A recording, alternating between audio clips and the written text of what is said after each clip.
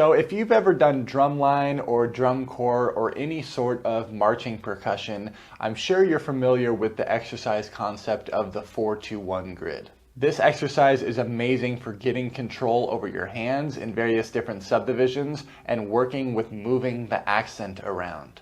But every exercise I work on for my hands, I want to be able to apply this to the drum set to get even more use out of it. And so that's exactly what we're going to do today, is apply this 4-2-1 grid in 16th notes to the drum set.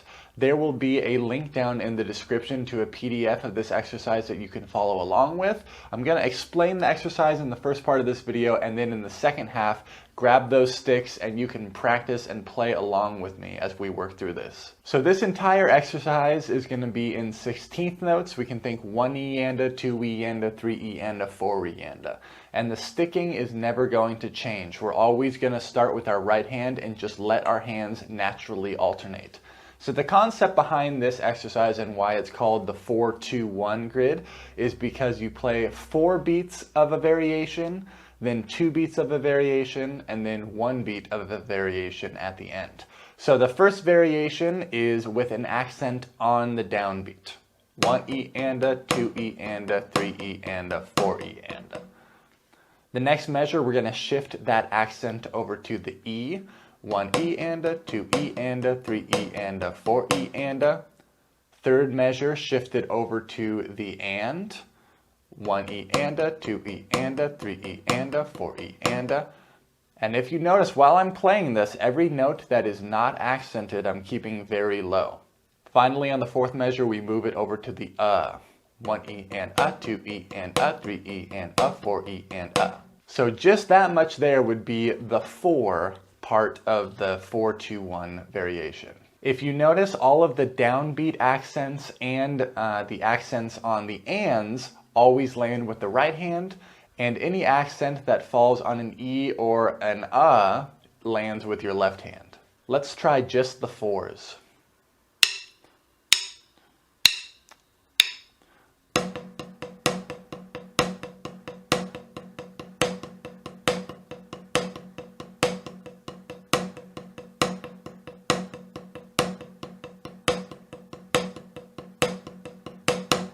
You'll notice there at the end, the accent goes back to the downbeat again because we would move into the 2s. When you're first learning this, it's helpful to go very slowly and count out loud the subdivisions as you're playing. 1E and a, 2E and a, 3E and a, 4E and a, 1E and a, 2E and a, 3E and a, 4E and a, and so on. Moving on to the 2s now, we're just going to be taking 2 beats of each variation. 2 beats of the downbeats, 2 beats of the E's, 2 beats of the ands, 2 beats of the and we're going to play this variation twice through. So the 2s would sound like this. 1E and a, 2E and a, 3E and a, 4E and a, 1E and 2E and a, 3E and a, 4E and again, 2 to E, 1E and a, 2E and a, 3E and a, 4E and a, 1.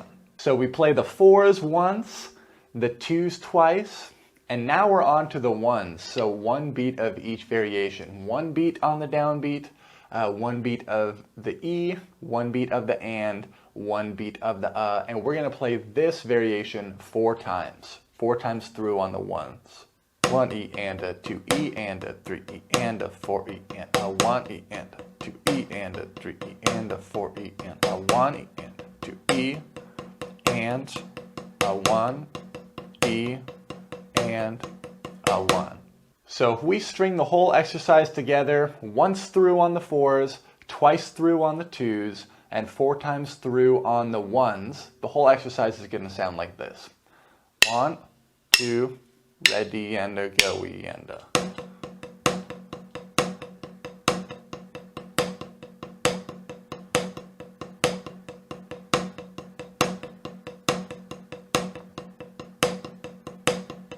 Twos,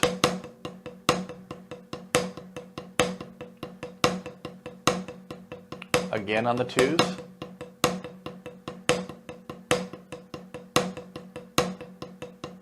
ones, again, 2 more times,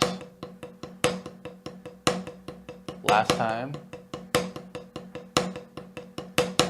Now, if that is tricky for you, still just focus on the hands. But if you're ready to take the next step and get your feet involved and start moving this around the drum set, then follow along.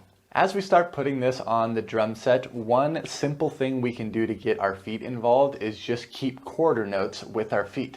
This could be just with the bass drum, this could be just with the hi-hat. You could walk your feet, alternate your feet each beat, or play them together.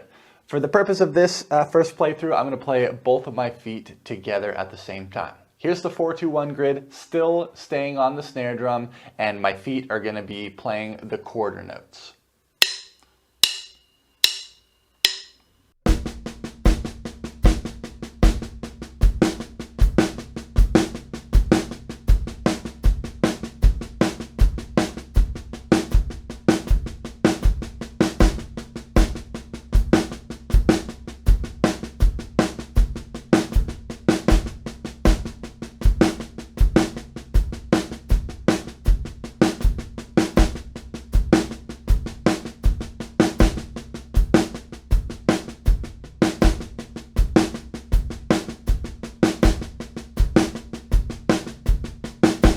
So some things to check into. Are you keeping all of the unaccented notes nice and low? Are you not allowing the placement of the feet to affect the sound in your hands? And are we keeping the rhythm even the whole time? Is that sound between our hands the same on the accents? Are you making sure to play the left hand equally as loud as the right? All of these things you can check in with. Now, what if I keep my feet the same, just playing the downbeats, but every right hand accent I'm going to play on the floor tom, and every left hand accent I'm going to play on the first rack tom here? That would sound like this.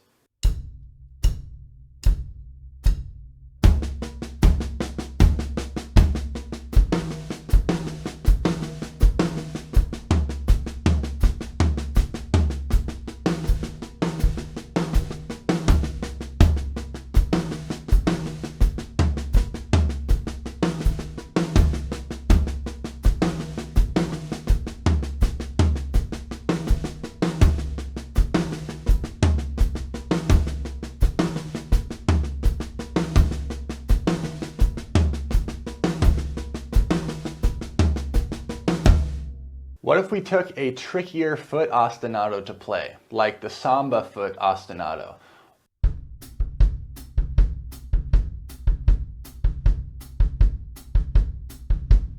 I'm going to take that foot pattern and move the accents around to the toms like I just did.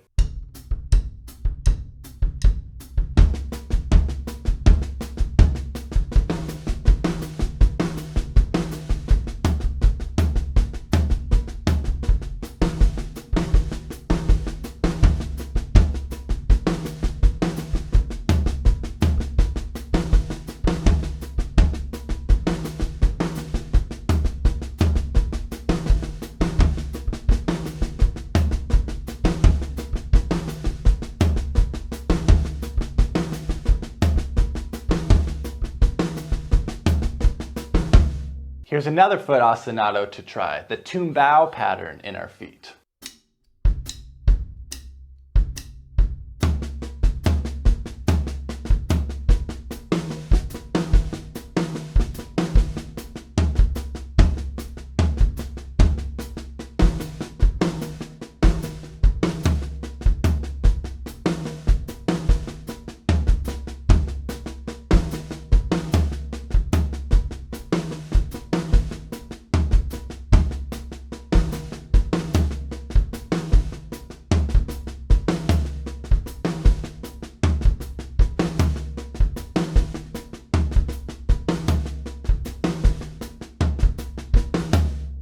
And there's many more foot ostinatos or ways that you can move around the hands to keep this interesting. So here is the practice portion of this lesson. Grab your sticks, grab the PDF if you want to follow along in the music. I'm going to be cycling through some different foot ostinatos, but I'm going to continue to move around the accents on the toms, and we'll play this as a variety of tempos. Let's practice.